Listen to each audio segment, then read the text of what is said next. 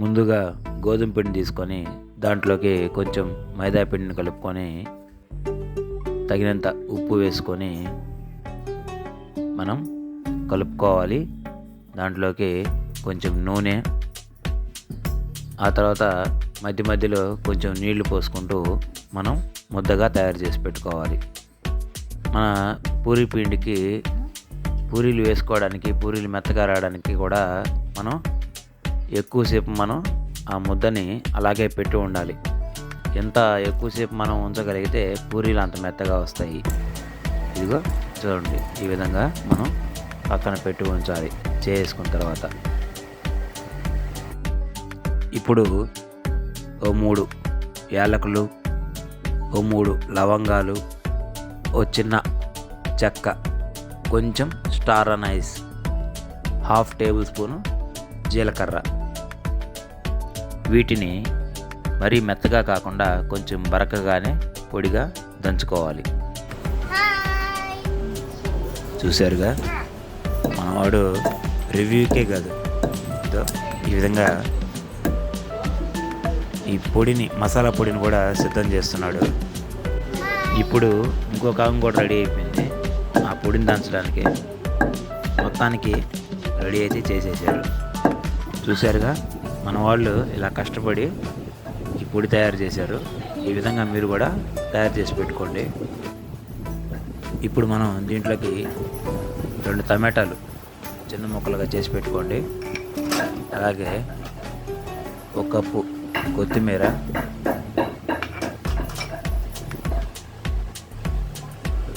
ఓ 2 నుంచి 3 ఎర్రగడ్డలు సన్నగా తరిగి పెట్టుకోండి. కొంచెం కరివేపాకు రెమ్మలు,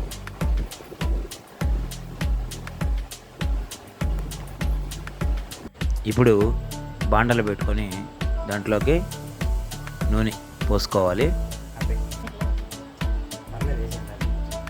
ఈ నూనె వేగిన తర్వాత వీటిలోకి మనం సన్నగా తరిగినటువంటి ఈ ఉల్లిపాయలను వేసుకోవాలి. ఇవి మనం గోల్డెన్ కలర్ వచ్చే విధంగా మనం కలుపుకోవాలి.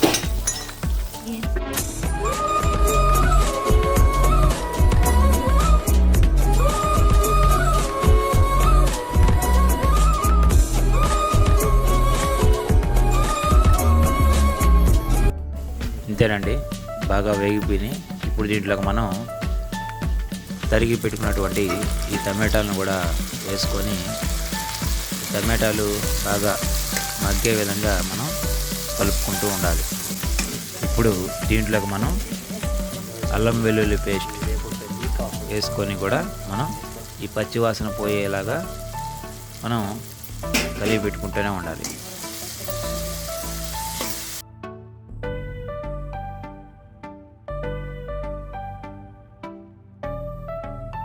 ఇప్పుడు దీంట్లోకి 1/2 చెంచా పసుపు, 1 చెంచా కారం, 1 చెంచా ధనియాల పొడి, ఇవన్నీ కూడా వేసుకొని బాగా కలిపి పెట్టుకోవాలి. ఇప్పుడు తగినంత ఉప్పు వేసుకొని కలిపి పెట్టుకోవాలి. దీంట్లోకి మరో ముఖ్యమైనది వేయడం మీకు చెప్పాలి. అదే ఈ కొబ్బరి. ఈ పచ్చి కొబ్బరిని ఈ విధంగా ముద్దలా చేసుకొని వీటిలోకి మనం కలుపుకోవాలి. అప్పుడే మనకి టేస్ట్ అదిరిపోతుంది. ఇప్పుడు మన వాళ్ళు తయారు చేసినటువంటి ఈ మసాలాను కూడా ఇందులో మనం కలుపుకోవాలి.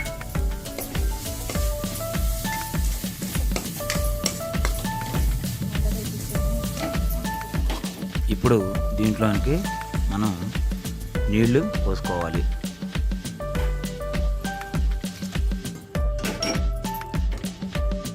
ఈ విధంగా నీళ్ళు పోసుకొని మనం బాగా కలిపి పెట్టుకోవాలి. చూశారు కదా, ఆ విధంగా మనకి స్ట్రక్చర్ రావాలి.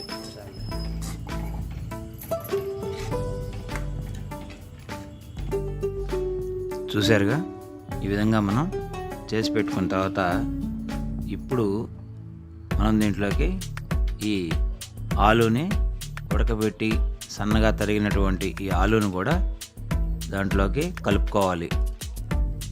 ఈ ఆలూని మనం బాగా పిండిలా పిసుక్కోవాలి.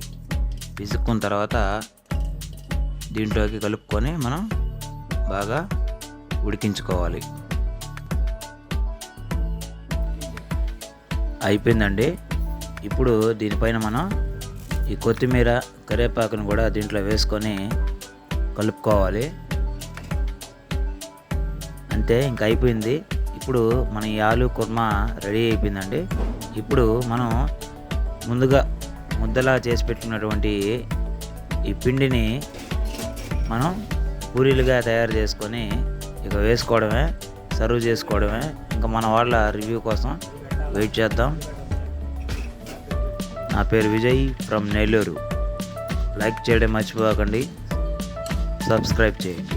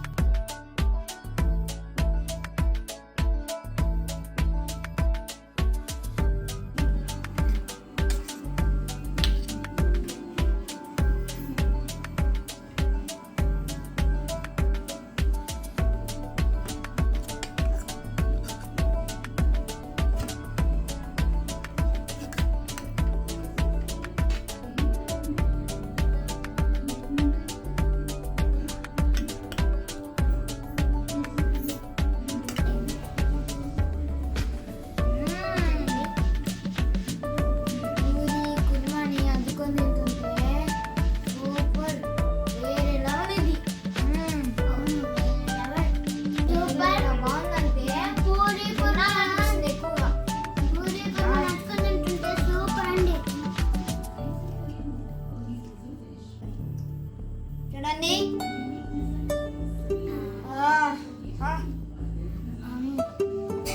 ఎంత బాగుంది ఇదే, ఎంత బాగుందంటే తినాలనిపిస్తుంది. ఇది వేరే లెవెల్.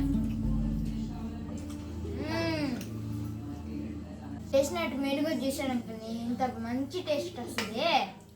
ఆహా, సూపర్ ఇది.